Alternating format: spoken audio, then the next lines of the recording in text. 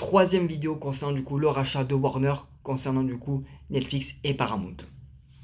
Donc, si Netflix gagne, Netflix deviendrait du coup là le propriétaire des studios Warner du catalogue HBO et HBO Max, ce qui ferait du coup de Netflix un géant de la production plus de distribution, un leader mondial du contenu avec des franchises comme Harry Potter, DC, donc le nouvel univers de James Gunn par exemple, avec aussi également Batman partie 1 et la série The Penguins, le nouveau film de The Batman partie 2 qui devrait arriver peut-être l'année prochaine, en 2027, si je ne dis pas de bêtises. On a également la série Game of Thrones qui devrait être sur la plateforme de Netflix, si Netflix rachète Warner, hein, toujours bien évidemment. Voilà. Une offre de streaming avec un catalogue exceptionnel et très large. C'est tout simplement incroyable. Netflix deviendrait du coup la plateforme de streaming la plus immense et proposerait de contenu vraiment de divers et variés par rapport à leurs rivaux Disney+. Et franchement, je pense que Disney+, vont l'avoir du mauvais œil, entre guillemets, bien évidemment. L'autre partie du coup des activités, donc CN, Discovery, TNT, donc etc. Donc les chaînes à proprement parler qui appartiennent pour l'instant à Warner Bros.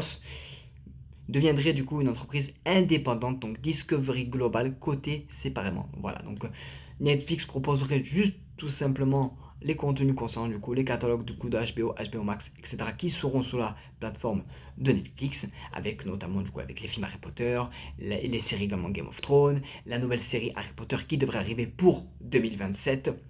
Voilà, donc je pense que voilà, je pense pas que beaucoup de projets vont être annulés par rapport au rachat, parce que bon, le rachat se fait pas de suite, hein, là.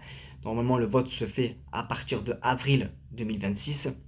Voilà, donc il n'y a rien d'officiel encore, je tiens encore à le dire et à le préciser. Et tout ce qui est chaîne, du coup, seront du coup dissociés et devraient s'appeler du coup Discovery Global, qui engloberait justement toutes les chaînes du coup de télévision classique. Voilà. Par contre, si Paramount gagne, si Paramount arrive quand même à racheter Warner, Paramount deviendrait du coup le propriétaire intégral de Warner Bros, chaîne des studios compris, ce qui créerait un énorme groupe de médias avec du streaming TV en clair, câblé, film, etc., etc. Si ça signifierait que Paramount plus Skydance deviendrait un rival ultra puissant à Netflix et Disney+. Donc pour le coup, ça ferait, ce serait très bien. Par rapport, on aurait pas mal de choses, notamment pas mal de rivaux concernant du coup ces trois sites de plateforme de streaming. Ce qui est pour le coup, ça pour le coup, c'est plutôt bien. Mais ce scénario est jugé plus risqué par beaucoup d'analystes, pardon, du fait de la très grande dette de la transaction que la transaction nécessiterait, et les régulateurs pourraient aussi être plus attentifs.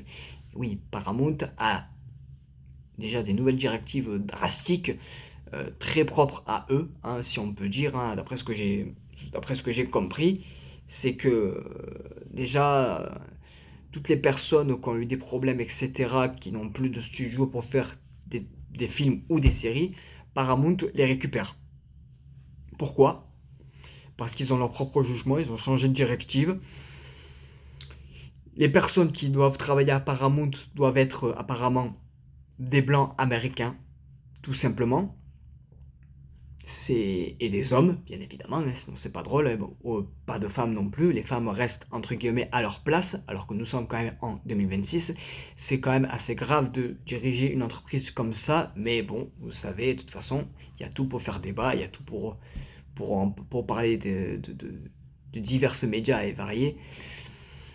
Donc écoutez, moi personnellement, pour Paramount, je suis pas pour. Après, par rapport à ce qu'ils proposent de tout racheter eux globalement directement, peut-être que après, malgré leur, leur scénario qui est jugé risqué, peut-être que ça leur redonnerait des ailes, peut-être aussi. Mais par rapport à la nouvelle directive de Paramount, je suis pas trop fan, personnellement. Après, c'est les puissants qui dirigent.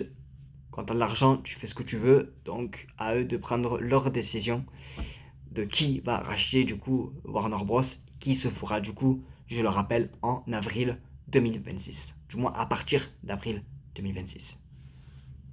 Voilà, écoutez, c'était tout pour moi. J'espère que cette vidéo vous aura plu. Je n'apporte aucun jugement, bien sûr. Vous faites ce que vous voulez concernant du coup les personnes du rachat. Je ne critique personne, bien évidemment.